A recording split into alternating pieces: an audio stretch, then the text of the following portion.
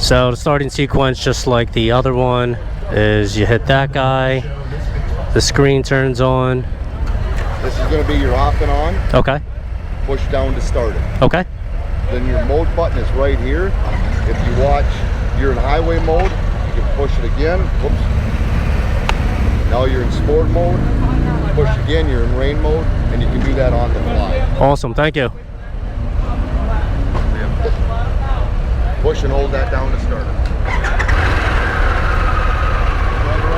Thank you. You good? Yes, sir. I was a little nervous getting on it. I think those nerves have subsided a little. This is completely foreign and out of my wheelhouse. I have never ridden anything close to this. So you're getting a first ride review perspective from a cruiser guy. Woo! This is crazy different.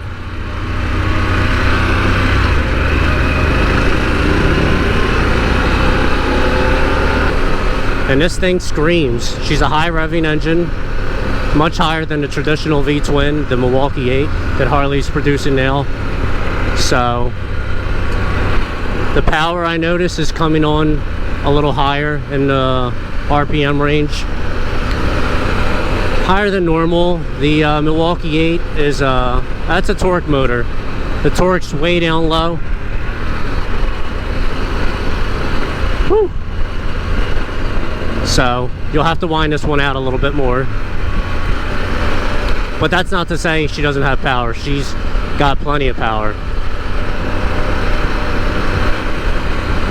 And the seating position is a nice upright position. It's very comfortable, actually.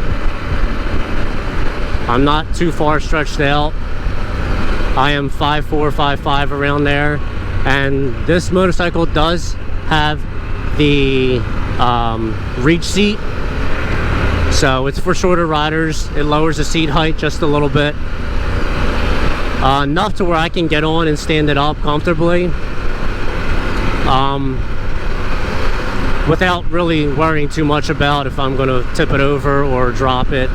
It's comfortable and it's confident, and so is the ride. I mean, I've never ridden anything like this. This is so foreign to me. This is a whole nother language, but it's comfortable. I feel comfortable on it. I feel confident. I would actually love to take this off-road. The clutch is super, super soft, and I believe it may be adjustable as well, where you can bring the lever closer to the handlebar if your hands are smaller in size. And it does have different riding modes. So right now we're on highway mode. As you can probably see on the screen, it's the orange icon at about the right below the 5 mark on the tachometer. Now if we hit this, that's in sport mode. You'll see the white S with the red outline box around it.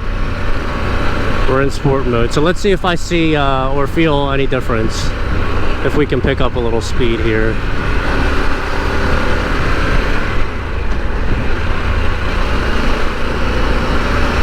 Well, it feels like the throttle sensitivity changes a little bit.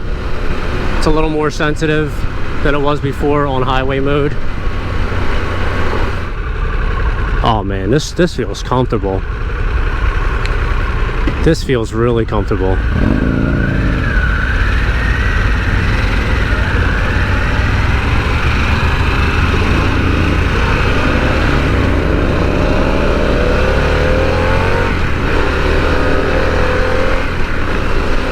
Yeah, she's got some get up and go.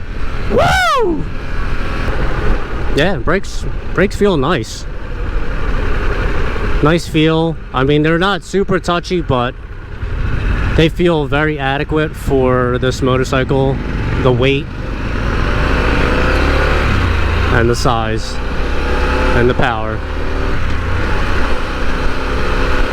Now, one thing I will also add is that when I initially got on the motorcycle and stood it up, it appears to be very top heavy because it sits very high. It's a very tall motorcycle.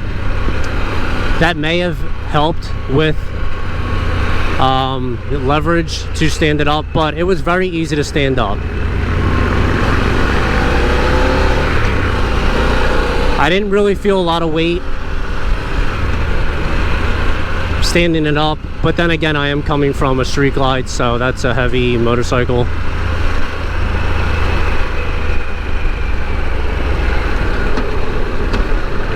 But I mean, regardless, I've ridden lighter motorcycles, and in comparison, it really doesn't feel that heavy, especially when you get going. All the weight on these motorcycles disappears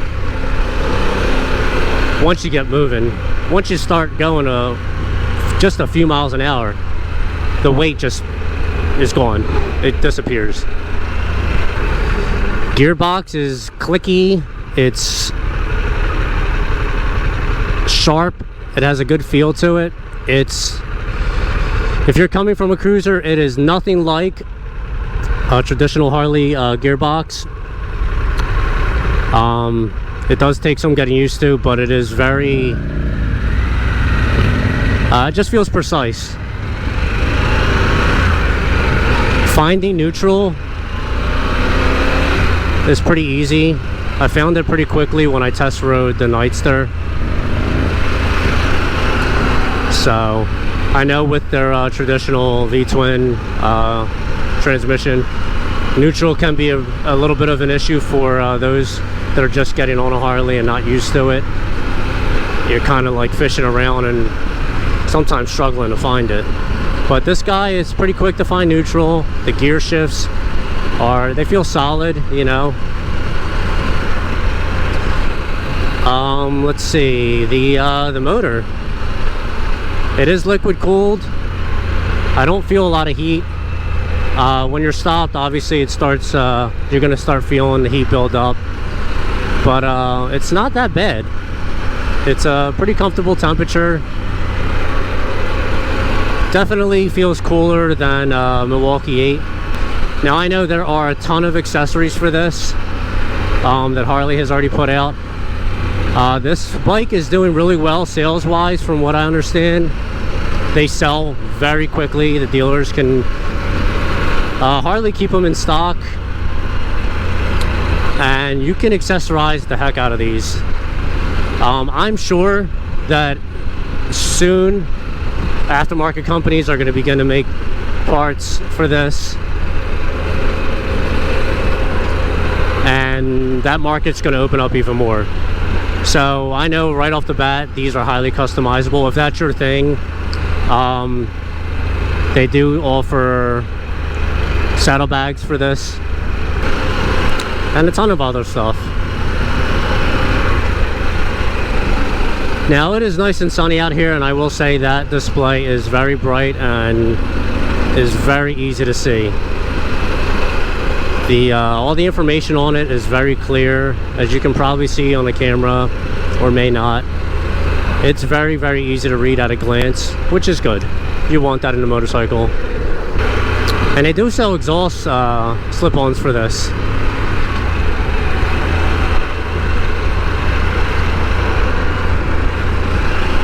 I believe Vance & Hines makes pipe for this.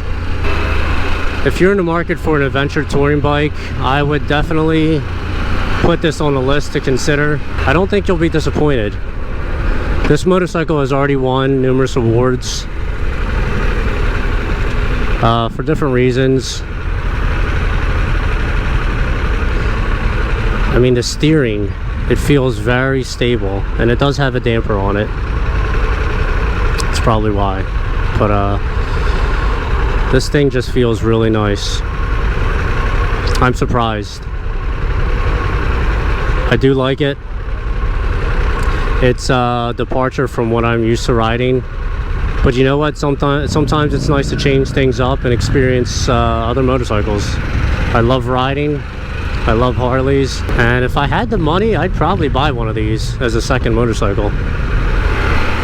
So, in conclusion, I think it's a very comfortable motorcycle. I'm surprised at how much I like the seating position, where everything's laid out. It may be intimidating at first because of the size, but I promise you, if you have the opportunity to ride it and you are fortunate enough to have the reach seat on it, that does help, especially for the shorter riders. If that is not an issue for you, then go for it. I mean, this thing is awesome. It's very exciting to ride. If I had to put one word on it, it's exciting. It's fun. It's different and unique. All right, guys, thanks for watching. Please like and subscribe.